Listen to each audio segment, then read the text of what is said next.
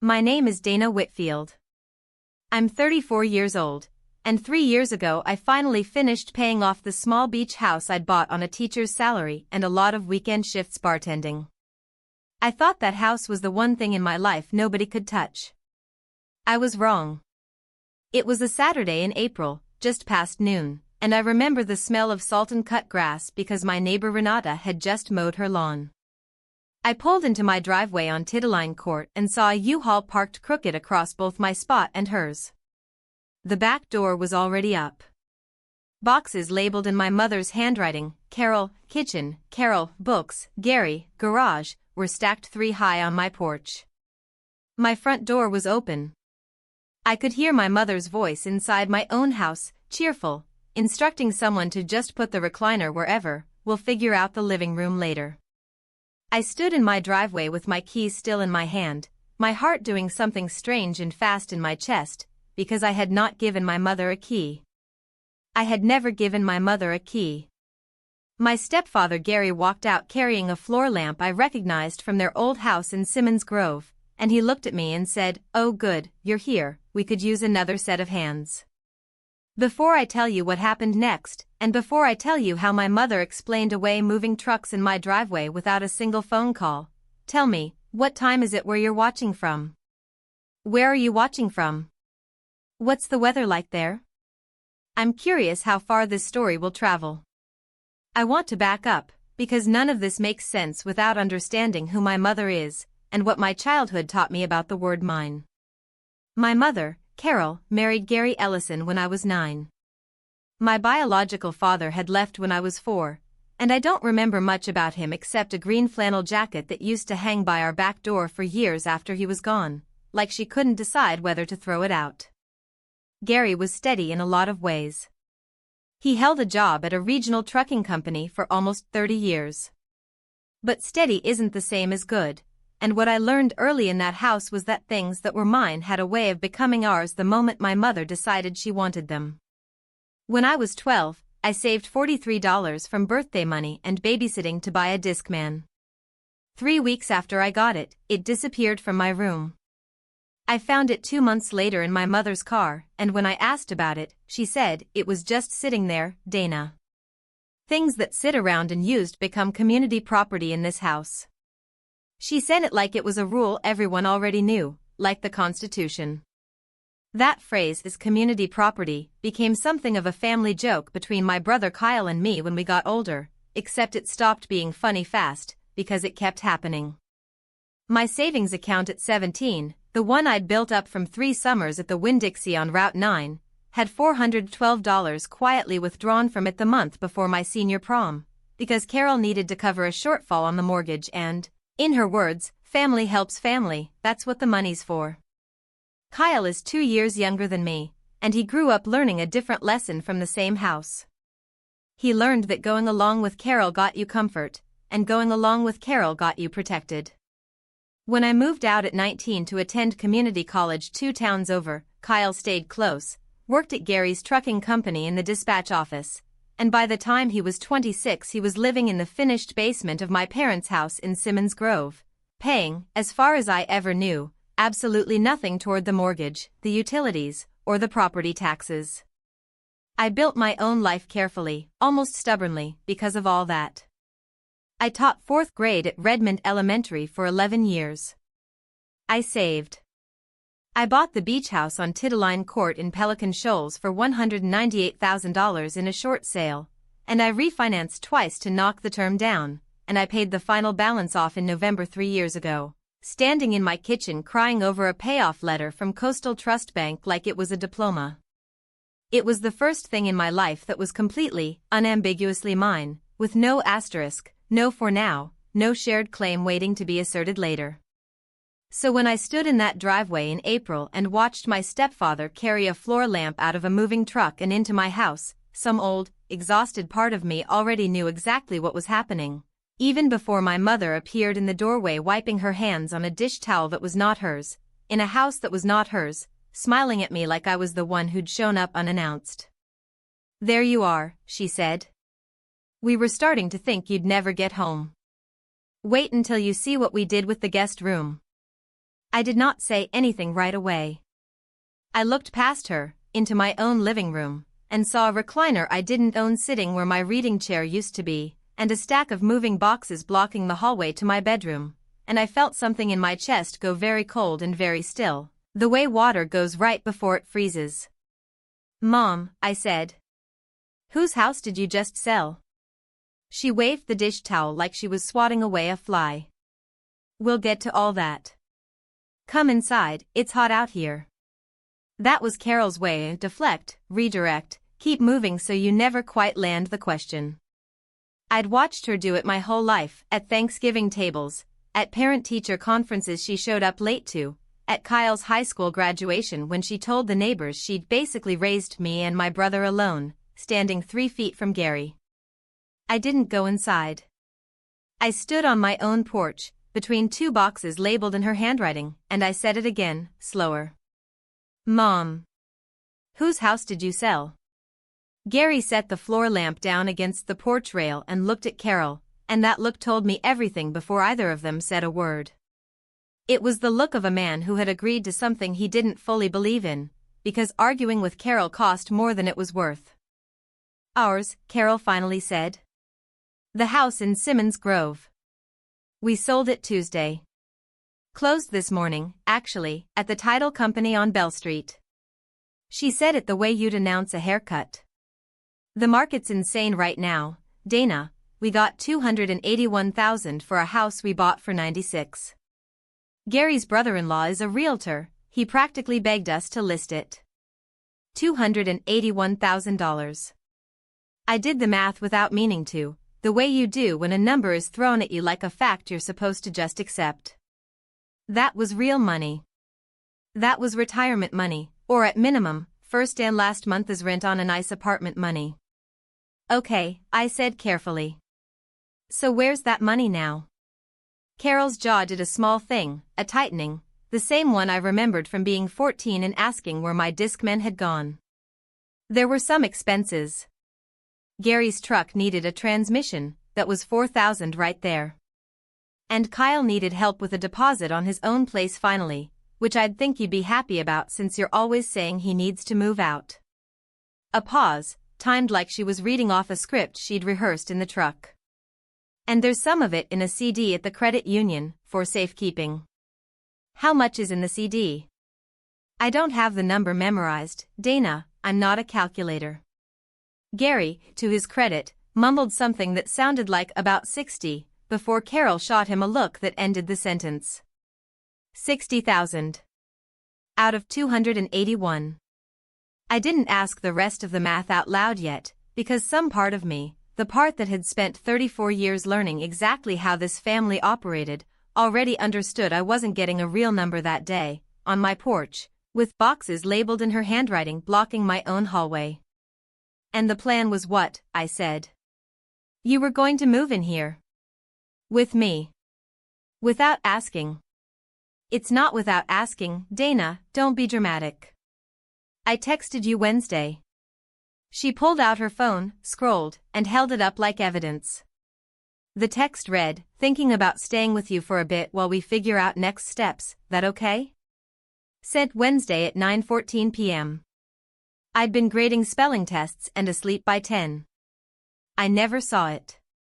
And even if I had, "Is that okay?" followed 48 hours later by a fully loaded moving truck was not a question, it was a notice. "I didn't answer that text," I said. "Well, you didn't say no." There it was. The exact same logic as the Discman.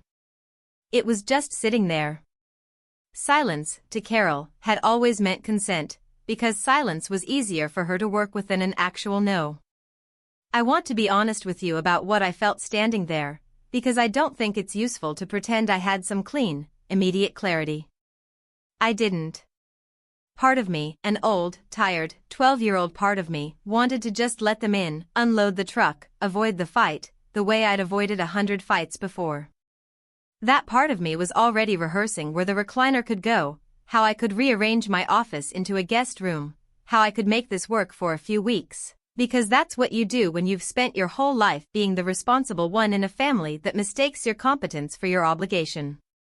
But there was another part of me, newer, built slowly over 11 years of teaching kids to advocate for themselves, that stood very still and said, "This is your house. You paid it off standing in your kitchen crying over a letter. Nobody helped you with that payoff. Nobody co-signed it. Nobody's name is on that deed but yours. I need everyone to stop unloading," I said. "Right now."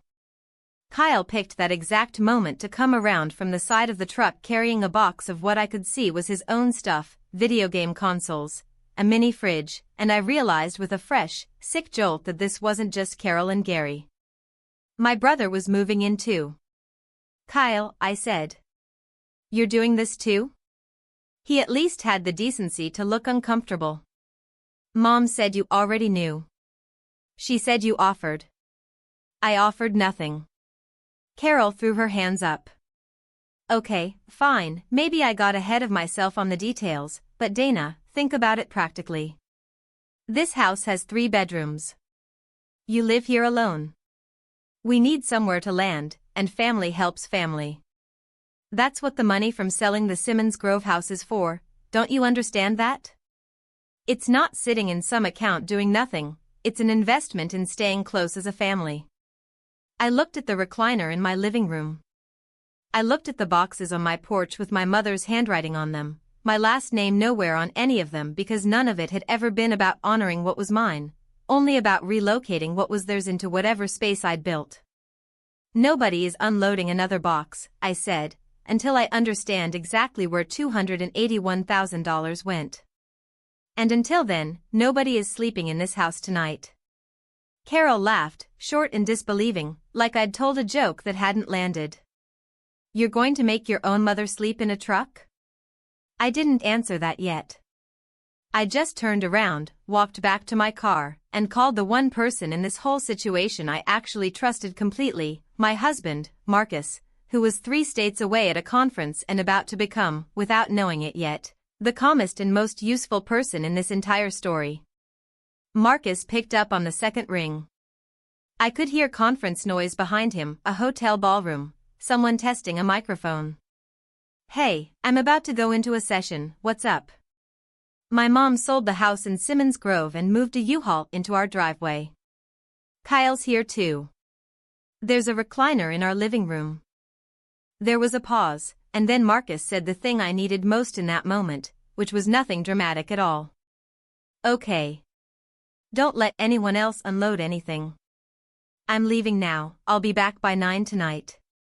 Don't sign anything, don't agree to anything, and don't let your mom talk you into just for a few weeks. I mean it, Dana." Marcus works in commercial insurance underwriting, and if there's one thing 8 years of marriage to him taught me, it's that he does not react to a crisis, he processes it. That steadiness was the exact opposite of the household I grew up in, and it was part of why I married him. He'd met Carol maybe a dozen times over the years, and every single time, he came away with the same quiet, careful read on her that he never said out loud until years later. "Your mom treats boundaries like negotiations. She's not trying to hurt you. She's trying to win." I went back to the porch. Carol had moved into my kitchen and was already running the tap, filling a kettle that was mine, in a kitchen that was mine, like she was settling in for the season. "We need to talk about the money," I said again. "Real numbers. Today." She sighed the sigh she'd been sighing at me since I was 9 years old, like I was the unreasonable one for asking a direct question. "Fine. Sit down." Over the next hour, in pieces, contradicting herself twice, Carol gave me a version of events that I would later discover was almost entirely false. She said the house sold for $281,000. That part turned out to be true. I confirmed it later through the Bell County property records, which are public and took me 4 minutes to search online. What she left out, what I only found out 3 days later, was that the house had actually closed on March 22nd, not this morning as she'd told me on the porch. That's 26 days she'd sat on that money and a decision to move into my house, without telling me a single thing, while still texting me normal, unrelated messages about a chicken casserole recipe and asking about my summer break schedule. The first real crack came 4 days later, on a Wednesday, when I drove to the Coastal Trust branch on Route 9, the same bank, coincidentally, where I'd gotten my own payoff letter, and asked a teller, a woman named Priya Anand, whether she could tell me anything about a CD account under my mother's name. She couldn't, obviously, privacy laws being what they are, but she did mention, almost offhand, that she remembered Carol coming in a few weeks back with her husband to open a joint CD, and that it was a smaller amount than what I usually see for a house sale, but that's not really my business to comment on. A smaller amount. Not 60,000, apparently. Something smaller than that. I called Carol that night and asked her, point blank, for the CD statement. She said she'd have to dig around for it. 3 days turned into a week. When she finally sent a photo of a statement, blurry, cropped at the edges, clearly photographed off a phone screen rather than printed, it showed a balance of $41,200. Not 60. $41,200. I sat with that discrepancy for 2 days before the next piece landed, and this one came from Kyle, not from Carol, and it came out completely by accident. We were in my kitchen, because by then, despite everything, I'd let them stay for what I still believed was going to be a couple weeks while they found an apartment, a decision I would come to regret in very specific, dollar-denominated ways. And Kyle was venting about his ex-girlfriend, Brianna, and he said, offhand, yeah, well, at least Mom finally paid off my card. That thing was a disaster. What card? I said. Kyle went still in the particular way people go still when they realize they've said something they weren't supposed to say. Nothing. Forget it. I did not forget it. I asked Carol directly that evening, and this time she didn't deflect with a sigh, she got defensive, sharp, fast. Kyle had $11,000 of credit card debt, Dana, from that awful year after Brianna left him, and I wasn't about to watch my son get his wages garnished. I paid it off. That's what a mother does. $11,000 to Kyle's card. $4,000 for Gary's transmission, which, when I later asked to see the invoice, Gary produced a real one from Simmons Grove Auto for $3,850, so that part at least checked out. $41,200 sitting in a CD, which Carol herself had shown me. That put a rough accounting at $59,050. Out of $281,000. That left roughly $222,000 completely unaccounted for. I remember standing in my own bathroom that night, running the tap so nobody would hear me, staring at myself in the mirror and doing that math on a notepad app on my phone, over and over, hoping I'd made an error somewhere. I hadn't. The numbers just sat there, ugly and specific, refusing to resolve into anything that made sense. The next piece of the discovery ladder came 10 days after the moving truck first pulled into my driveway, and it came from a source I hadn't expected at all, my Aunt Denise, Carol's younger sister, who called me out of nowhere on a Tuesday afternoon while I was grading spelling tests, and said, in the careful, apologetic voice of someone about to hand you a grenade, Dana, honey, I probably shouldn't be the one to tell you this, but I think you deserve to know what your mother's been telling people at church. Denise told me that Carol had been going around Grace Fellowship in Simmons Grove for the better part of 2 months telling people, specifically a woman named Pastor Linda Whitcomb and a prayer group Carol had attended for 9 years, that she and Gary had lost the house in what she called a hardship situation, and that they were moving in with their generous daughter who had insisted on taking them in because family takes care of family in hard times. Denise said the church had taken up a small collection for them. $640, given in cash and grocery gift cards, to a couple who had, in fact, just netted nearly $300,000 from a house sale. I hung up the phone and sat completely still at my kitchen table for what felt like a very long time. It wasn't the money that got me in that moment, not exactly. It was the story. My mother hadn't just taken something from me quietly, the way she'd taken the Discman, the way she'd taken $412 from a 17-year-old savings account. This time she'd built an entire narrative around it, cast herself as a hardship case, cast me as the reluctant hero who'd insisted, and monetized that fiction in front of people who trusted her. I did not have a clean answer for what to do with that information. Some instinct in me wanted to walk into the living room right then, throw the recliner out onto the lawn myself, and scream every number I'd learned at her until she couldn't deflect anymore. But I'd learned something from Marcus over 8 years of marriage, and from 11 years of watching kids melt down in my classroom and slowly learning to name their feelings instead of acting on them. The version of this that actually worked wasn't going to be loud. It was going to be documented. That night, I opened a blank folder on my laptop and named it, plainly, without any drama, Carol_House_2024. I want to be clear about something, because I think it matters for anyone listening to this who's ever been in a situation like mine. I did not confront my mother that night. I did not confront her the next morning either.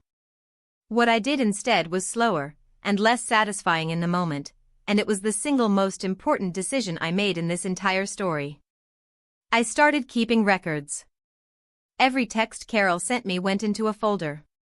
Every conversation I had with her about money, I followed up afterward with a short, neutral text summarizing what she'd said, just to confirm, "You said the CD has $41,200 in it as of today," because I'd learned enough by then to know that written confirmations were worth more than memory, especially with someone whose memory conveniently shifted depending on the day. I pulled the Bell County property records myself and printed the closing statement showing the March 22 sale date and the $281,000 sale price. I got the invoice from Simmons Grove Auto for Gary's transmission. I photographed the blurry CD statement Carol had sent me, the one showing $41,200, and I saved the original text message with the timestamp. 2 weeks in, I called a family law attorney named Renee Kowalski, not because I was planning to sue my mother, that thought genuinely had not crossed my mind yet, but because I needed to understand something specific. Could Carol and Gary, having lived in my house for going on 3 weeks by then with no lease, no written agreement, and increasingly no intention of leaving, create any kind of legal claim to residency? Renee's answer was direct. In this state, occupancy without a lease can start to create complications after 60 days, especially if you accept any money from them for rent or utilities. My advice is simple. Get it in writing now, one way or another, before day 60. Either a formal short-term lease with an end date, or a written notice to vacate. Nothing in between. That conversation was the turning point for me. Not the moving truck. Not the recliner.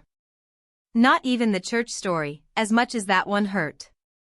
It was Renee's voice, calm and procedural, laying out a real timeline with a real deadline, that made me understand this wasn't a family disagreement I could outwait.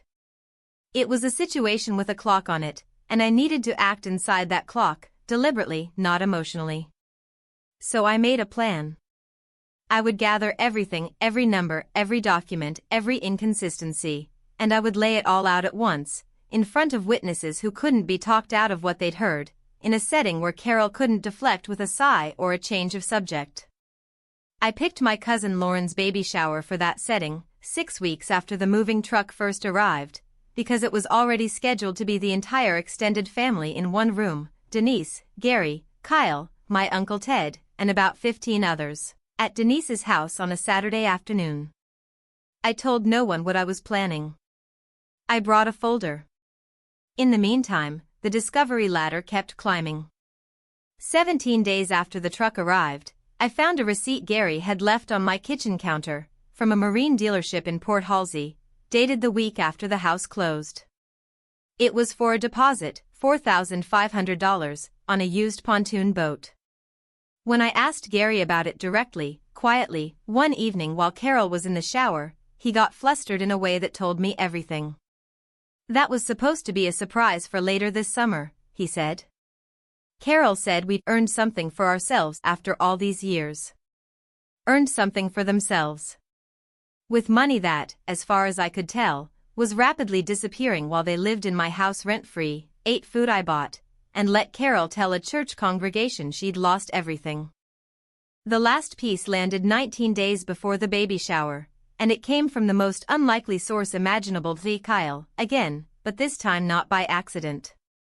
He came to me late one night, sat down across from me at the kitchen table, and said, "I need to tell you something, and Mom's going to be furious, but I can't keep sitting on it."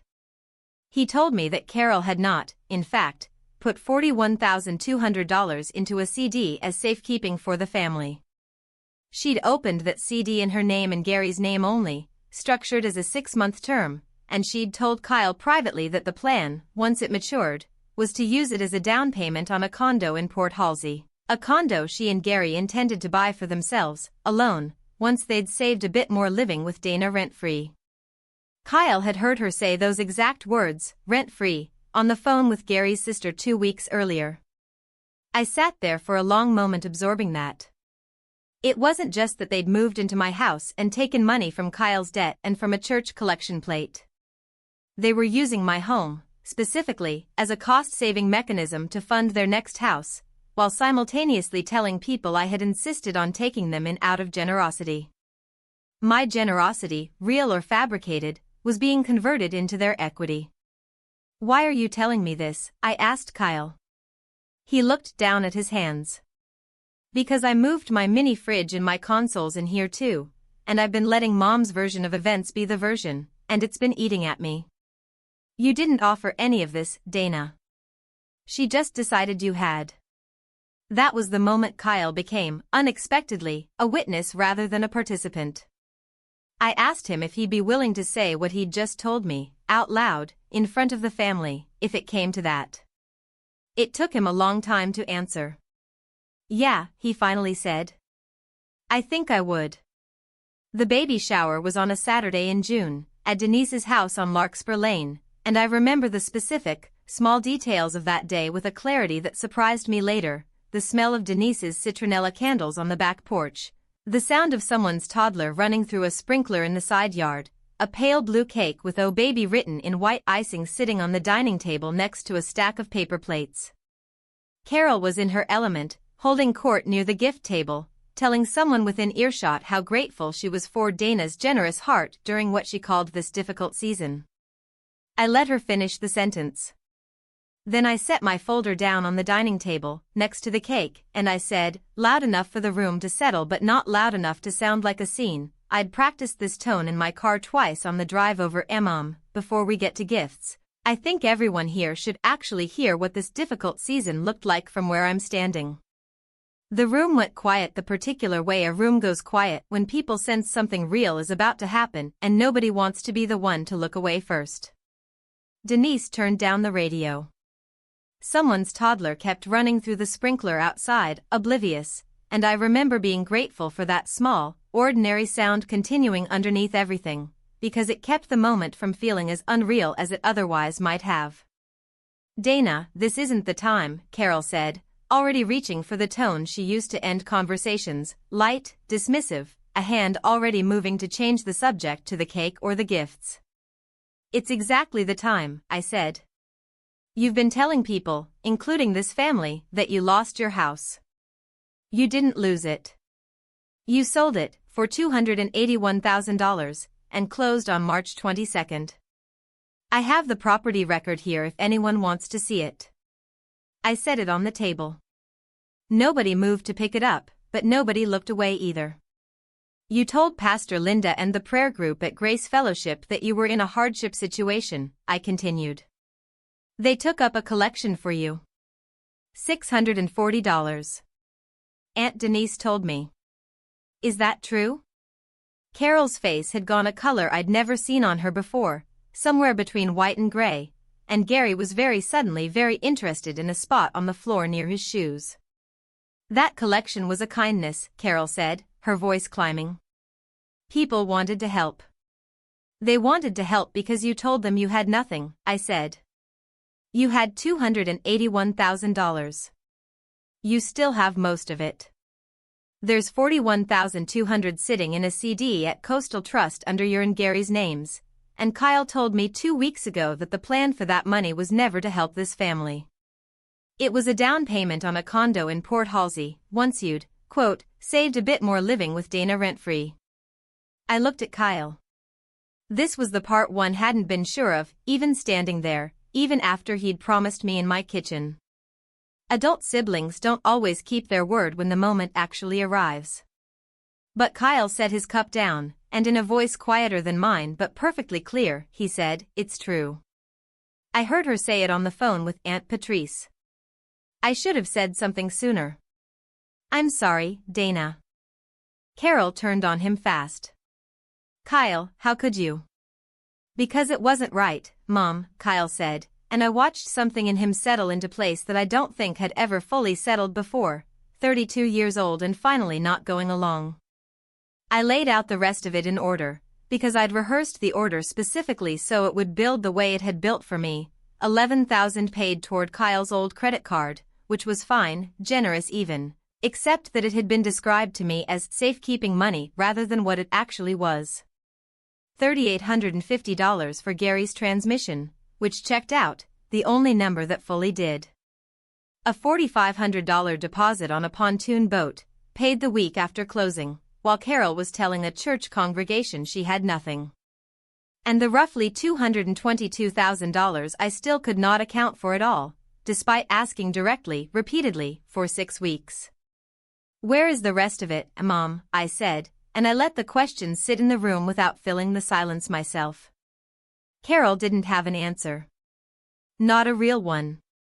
She said something about investments and you wouldn't understand the accounts, and Gary, finally, quietly, said, "Carol, just tell her," and that was the moment I understood Gary had known the real number the whole time and had simply been too tired, or too used to losing these arguments, to say so.